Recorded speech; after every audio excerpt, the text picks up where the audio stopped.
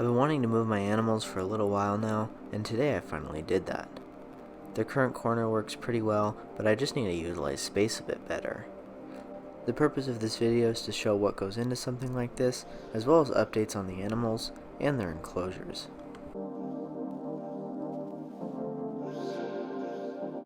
So here's the current situation.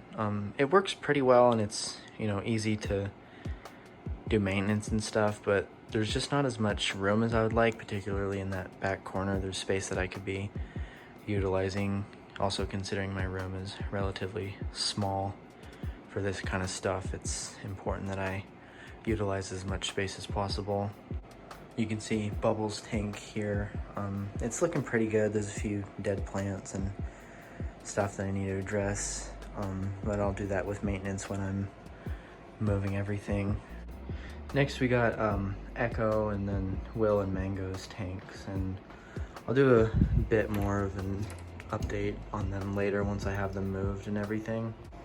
And then I've got the raining paludarium that's doing all right. All the plants and stuff are looking good, but the top is got a little bit of an algae problem. You can see it a bit more there. And then the water's just a bit dirty, but again, I'll do all that with maintenance. And then the lamp terrarium, that one's also doing pretty good. It's only been less than a week since I've set it up. So first one I'm gonna do, I'm gonna start with Bubbles' tank, and then I'll do the frogs, since those are the ones with water. So I'll get theirs drained first, and then all I gotta do is really take Echo out of her tank. That way she's not gonna be as stressed with moving. So before I go and get Bubbles out of his tank, I'm actually gonna take off these pothos in the raining paludarium.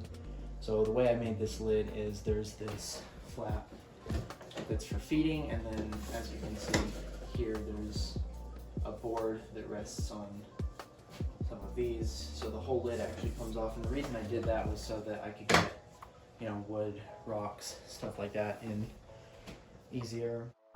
After getting Bubbles out of his tank, I proceeded with the water change. Water changes are fairly simple in this tank, but they do take some time as it's so big.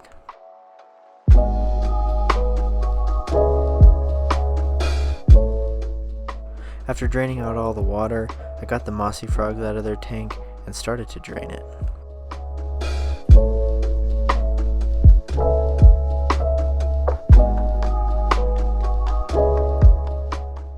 Then I got Echo out of her tank and into a temporary container.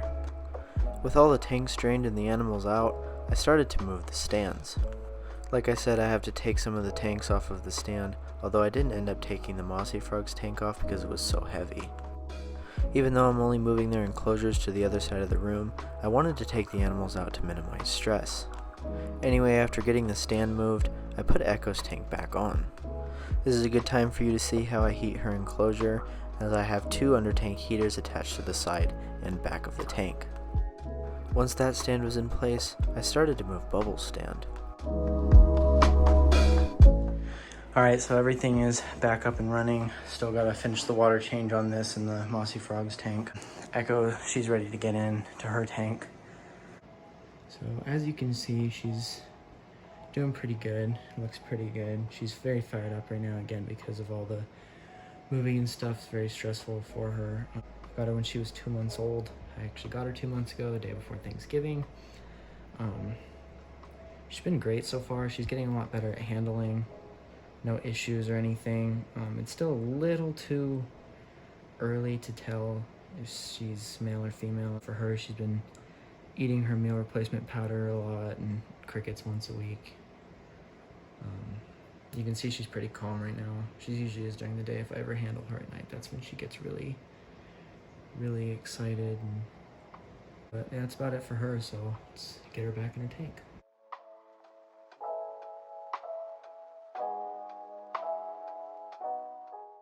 Alright, so next thing to do is get the frogs back in. I'm gonna get them out. So yeah, he's doing pretty good. He's, like I said, a little prettier. He's a little skinnier than his brother, a little more skittish. Will's a lot more friendly, but he's definitely a really, really cool frog.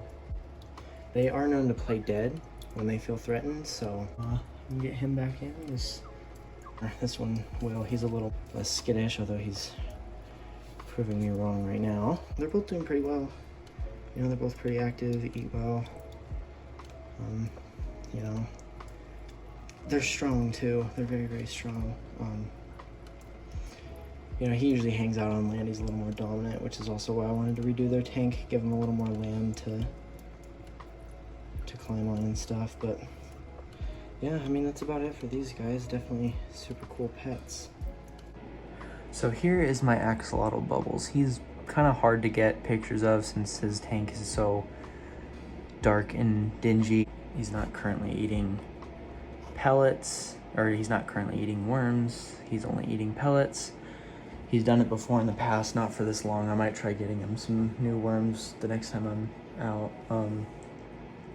But other than that, he's doing very good. A lot of people say axolotls don't have great personalities and they're not good pets, but I think axolotls are absolutely amazing pets. They have great personalities. They're more interactive than you'd think. Obviously, you can't handle them since they're in water, but yeah, he's doing pretty good. So now I'm going to do an update on all of their enclosures, starting with the mossy frogs. So theirs is doing pretty well. The plants have grown in well, you know, this stuff up here, and you can even see the rabbit's foot fern has a bit of new growth on it. I did lose quite a few plants and stuff like that. Arrowhead in the back is pretty much gone, but everything else is good. There's some moss on the background too that didn't quite survive, but all the stuff up top is doing pretty well. This giant calathea specifically is one of the best plants in here. It's just got so many leaves everywhere and takes up a lot of space. But it feels really messy to me, just the way that everything was laid out. I kind of was very excited when making this and didn't really think that far ahead, but I just feel like some stuff is very messy and it's not as clean as like Echo's tank. So I will be redoing theirs soon.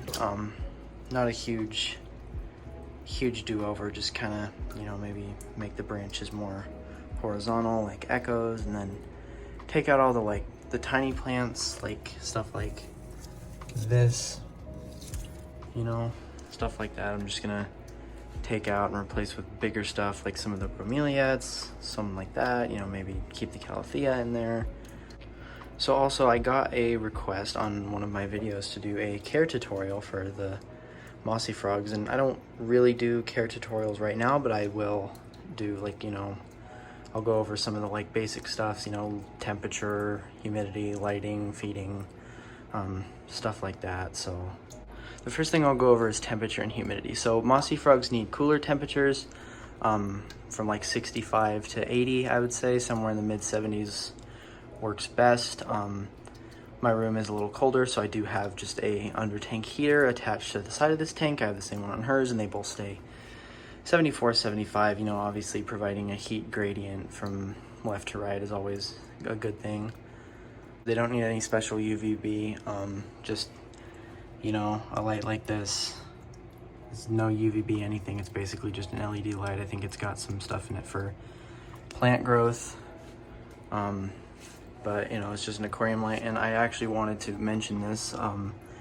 I did in the previous video, but I didn't go over it as much. One of my favorite things, and the specific reason that I use the lights that I use, is because they have a feature on them that gradually dims them over the course of 30 minutes at night. So instead of the lights just, you know, instead of the lights just turning off on the tank, they kind of gradually go down. That way it's not just a sudden change in lighting.